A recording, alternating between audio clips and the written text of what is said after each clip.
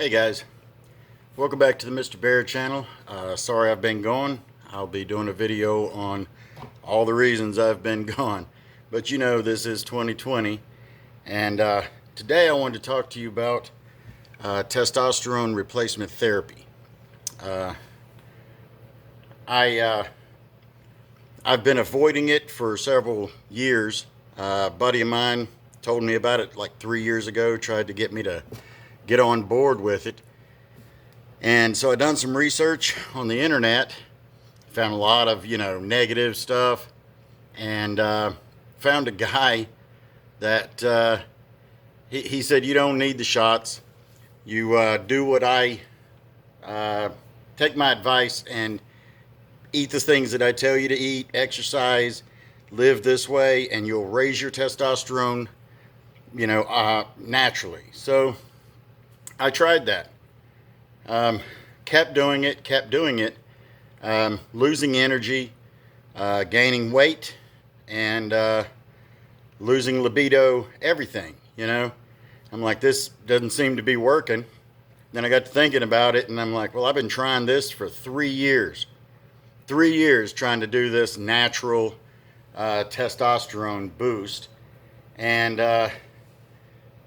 then I realized this guy's 30 years old telling me, I'm 48, how to boost my testosterone. It's a little easier to boost your testosterone when you're 30. When you get my age, once your testosterone leaves, it's really hard to boost it naturally. It's damn near impossible. So I called it's the Low T Center here in my hometown, and made an appointment, went in, got my testosterone checked. Your testosterone should be between 350, that's your bottom, lowest that you should be able to go, and 1,000. That should be the highest. Unless you're bodybuilding, then you're going to need to go a little higher than that. But so I got my test results back the following Monday. That was on a Thursday. My testosterone level was 145. That's over 200 below where it should.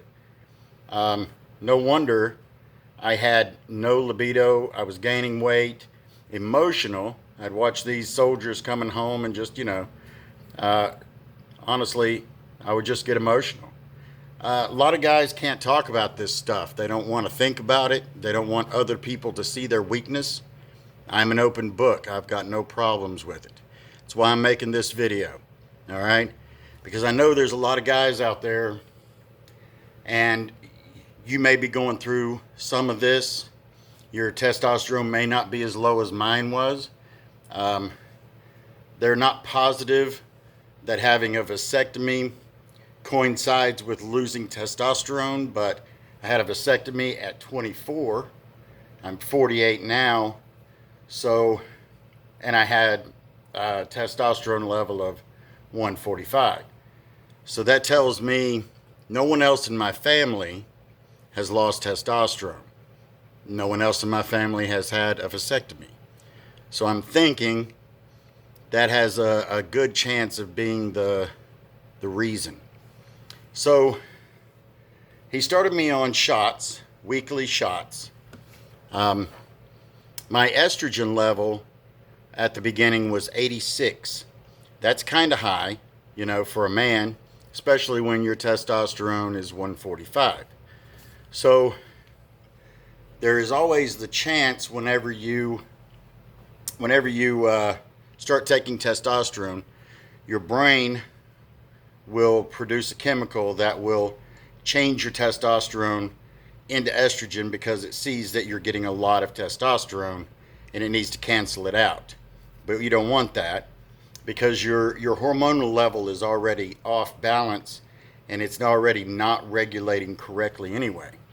So if the estrogen starts going up, then they give you estrogen blockers, which is really good because over the course of taking the testosterone shots, my estrogen did rise to 121, whereas my testosterone has risen just before my 6th shot. So I've been doing this now for 7 weeks.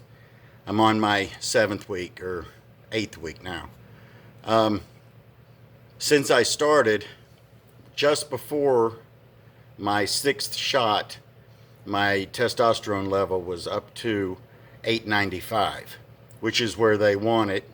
It's closer to the 1,000 mark. So now, but my estrogen had risen to 121. So they gave me the blockers and of course my next shot.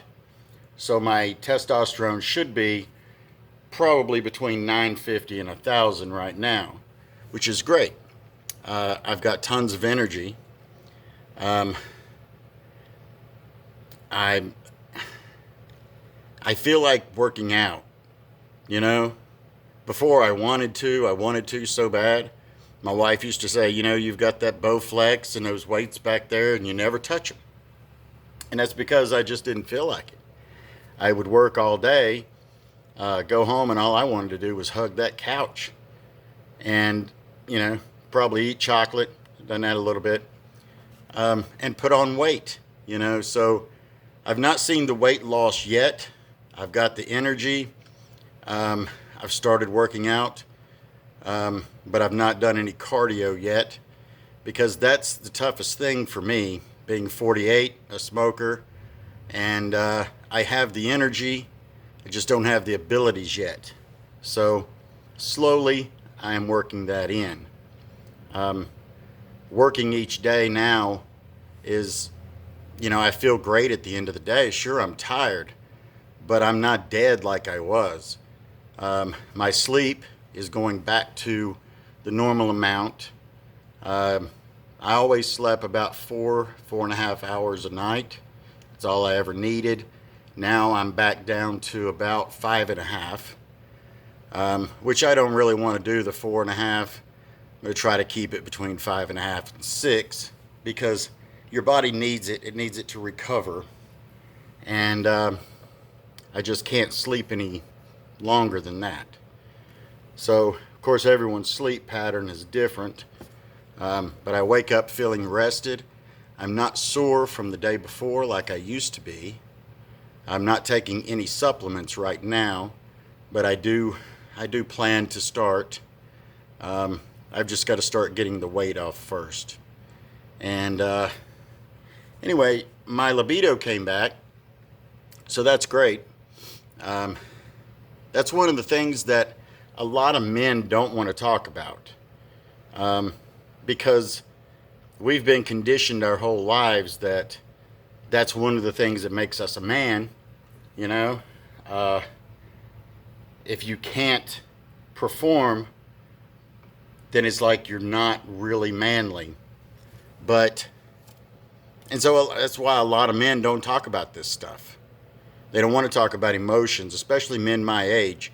They don't want to talk about getting emotional. They don't want to talk about losing interest in sex.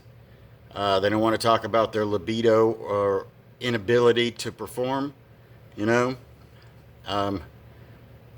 So you just got to suck it up, man. Go find a low T center and talk to them, okay? I mean, this is truly life-changing. I was really down. I've never, ever been a depressed person. Never. And I didn't go through depression this time. It's just I was kind of down, and down about myself, down because I knew I didn't want my wife to think that she wasn't doing it for me. She knows I wasn't going anywhere else. I didn't want her to think that she wasn't doing it for me, because it definitely wasn't her. And now she understands fully. She said she didn't think it was that, but now she knows for sure it wasn't that. So that makes me feel good. It makes her feel good. These are just things that, I've experienced during this. from day one, my energy levels started rising. The first week I was like, wow, I feel so great.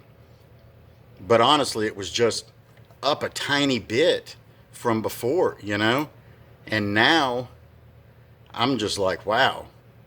I mean, I'm up there where I'm supposed to be now, so I know how it's going to be from now on. Um, like I said, I've had 7 shots. Um, I have them each Monday. I've not had any adverse reactions, other than the little bit of a rise in estrogen, but not noticeable. Um, Not noticeable to me, not emotionally or anything like that. Um, it's just in my blood. They do take your blood. Now, if you go to a general practitioner doctor, a lot of times they can't test your estrogen. A buddy of mine, same one who tried to get me to take these shots before, he just goes to his regular doctor, gets them prescribed, the shots, and he does every 2-week shots, which are really hard to regulate. Because as you take the shot, you jump up, okay, you'll get your shot here, you'll jump up, and then it'll start tapering off. So if you're going, you come up, and it levels out, and then it'll start coming back down. So then you're still down here when you get your next shot before it, comes back up. Whereas on a weekly, mine will come to here and then just kind of stay like that. So I'm staying between 7 and 900, maybe 7 and 1,000, but that's up there, up there where it needs to be. If I'm dipping back down around the 400 to 350 mark, then you're not really doing too much. You can come up to say 750, 800, but if you keep dipping down every couple of weeks, then you're just not really doing what you need to be doing.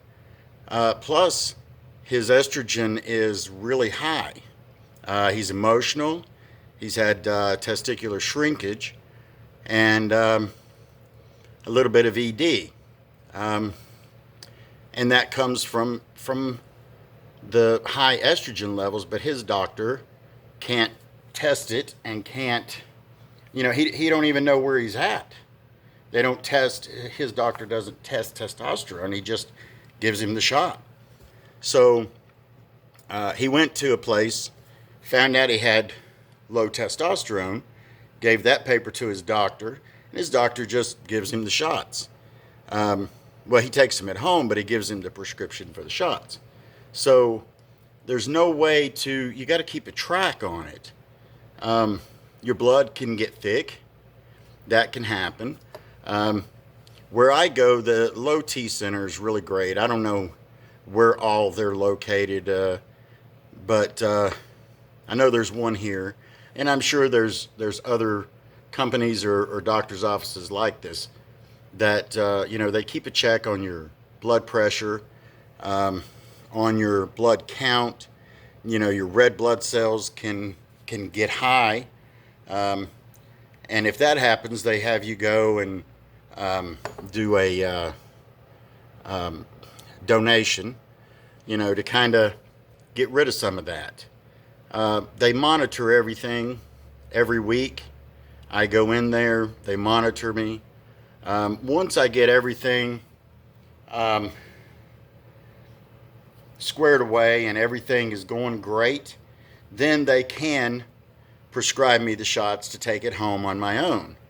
That might be a little bit cheaper, but I don't think I want to. I want to be able to go in each week and be tested. I just want to be safe with it and be able to talk to the doctor about anything that's going on. So I think I'll continue just going to the office. It's not far away. So, and I just go in before work, get my shot. I'm not there long, just long enough to see the doctor, and the nurse comes in, takes my blood pressure, and gives me a shot. But I think every 6 weeks, they test you test your levels. If you have any issues, if you're getting emotional or anything like that, you let your doctor know, and he'll give you those tests right then. So that way, you know, he'll know and he'll have the results the very next day. But I know I'm rambling on, but this is really, really an important thing. I'm sure the people who are interested in survival and SHTF and everything, they're usually my age, maybe even a little bit older. You know, these are things you need to think about. Now, here's a myth. One of the reasons I didn't want to take the shots in the beginning is I read it on the internet that if you start taking the shots and you have to stop, say in an SHTF situation, that your body will not be able to produce testosterone anymore. And that is a myth. Your body, you will drop, okay? If you're not getting the shots, you will drop. You'll probably zero out because it will take your pituitary gland a little while to kick back in and start producing it. And then it will produce it up to where it was producing it before. So I can go back up to 145 apparently. My second test, just before, they gave me the initial test on Thursday. They gave me another test on Monday just before they gave me the shot, and it was above 200.